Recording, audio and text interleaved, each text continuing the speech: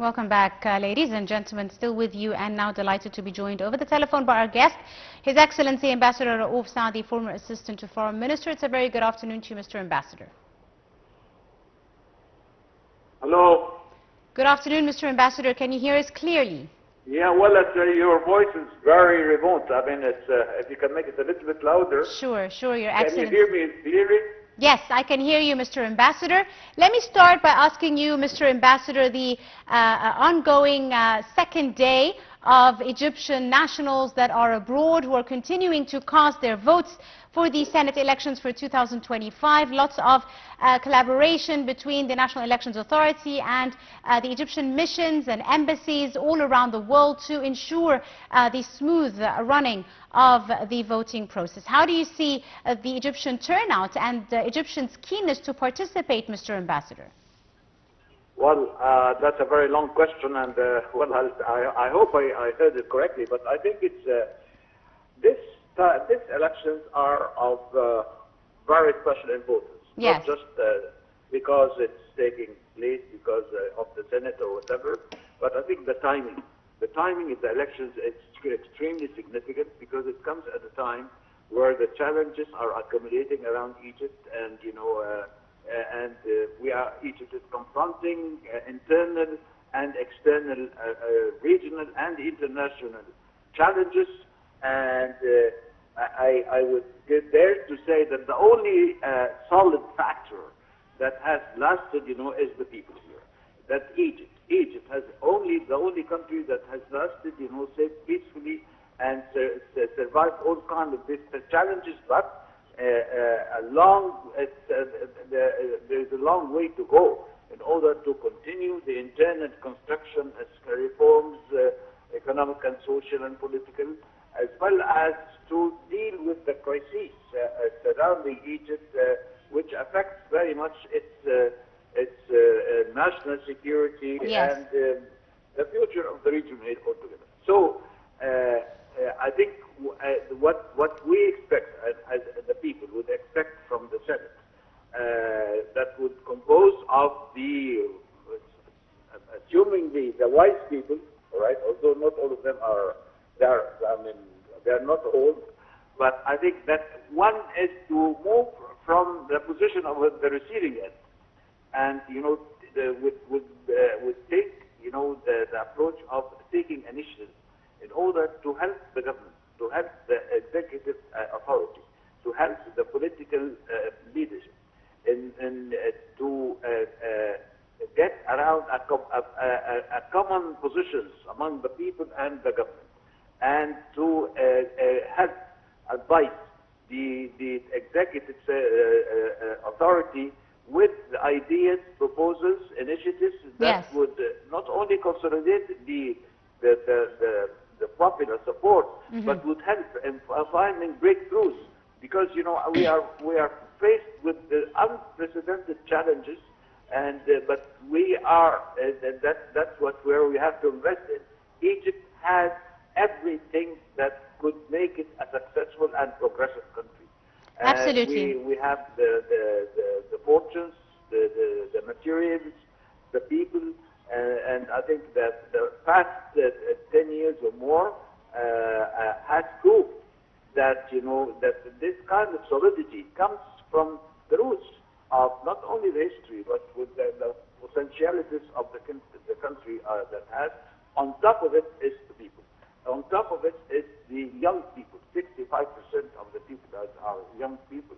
So I think we are confronted by great challenge, but I think this is where you can reveal how strong, how innovative, how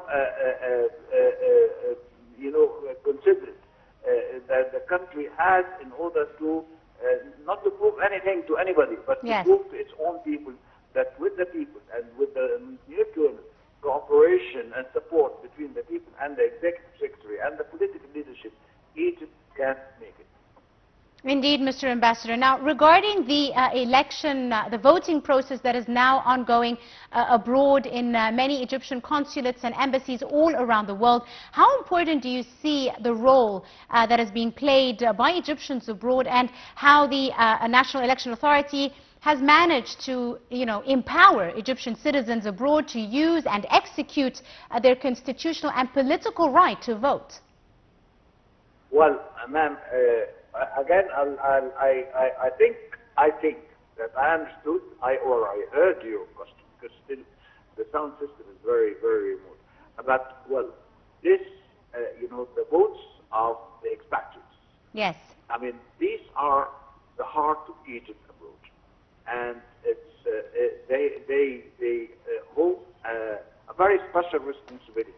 Not only not to simplify, to oversimplify, or even missimplify, their role and the funds and transactions. This is sometimes I feel it's very much underestimated.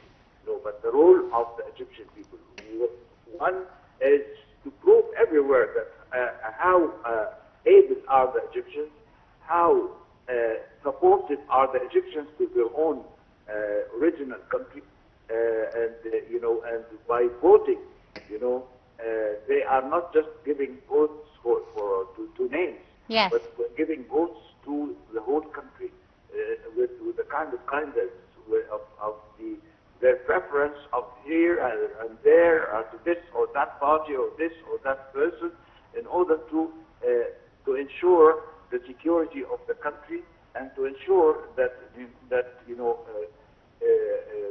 Egypt will be always able, with its own people, internally and externally, to continue the development, economic, political, and social development process that would be up to the real value of this great country. Absolutely, Mr. Ambassador. And also we're seeing, cooperation and alignment between the Ministry of Foreign Affairs with embassies and consulates all around the world. And we've seen the Executive Director of the National Election Authority, Councillor Ahmed Binderi, thanking the Egyptian ambassadors for their constant following up and their efforts in regulating the elections. How important do you see this collaboration, Your Excellency? Hello. Well, this time I think I missed. I mean, the question is, I couldn't just, I cannot even guess. Can you try to repeat it with a little bit louder, and that, yes. I hope this time can Yes, I apologize. Now I hear you. Okay, go ahead. Now I hear you. All right, excellent. Apologies for the line difficulties. Let me ask you again, Your Excellency, the alignment and cooperation between the Ministry of Foreign Affairs with the Egyptian embassies and consulates all around the world in order to enable, all Egyptians abroad to vote. And we've seen Egyptian ambassadors from all the countries reporting back to the head and the Executive Director of the National Election Authority, Councillor Ahmed Binderi. And this is a very important collaboration between different institutions. May I differ with you, ma'am? I'll tell you why.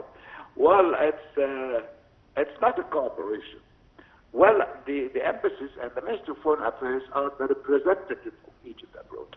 Yes. And that's why it's not a matter of cooperation. This is a due obligation. It's a responsibility. Yes. Right? That, and the Ministry of Foreign Affairs never failed and will never fail, together with the embassies and consulates, and that would again be very important to reveal how strong and how important is the relationship between our missions abroad and the Egyptian expatriates. This is something very important, and if we find that there is a place where the expatriates that are not going to vote, then there is something wrong. All right. So I think what we have been doing, and when I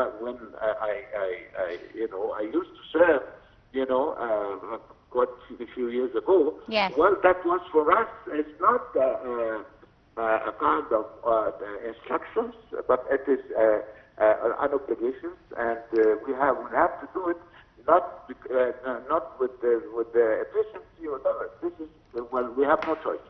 This is a responsibility that has to be assumed with the extreme accuracy, attention, yes, and understanding, in order to facilitate, this kind of mission for the expatriates, and to make them feel that they are at home, voting for home. Right. On that note, I'd like to thank you very, very much, Your Excellency, Ambassador Raouf Saad, former Assistant Foreign Minister. Thank you so much, sir, for your time and your insights and for joining us this afternoon on Now TV International. Ladies and gentlemen, we'll be right back at the top of the hour for the afternoon edition of Panorama News. Do stay tuned.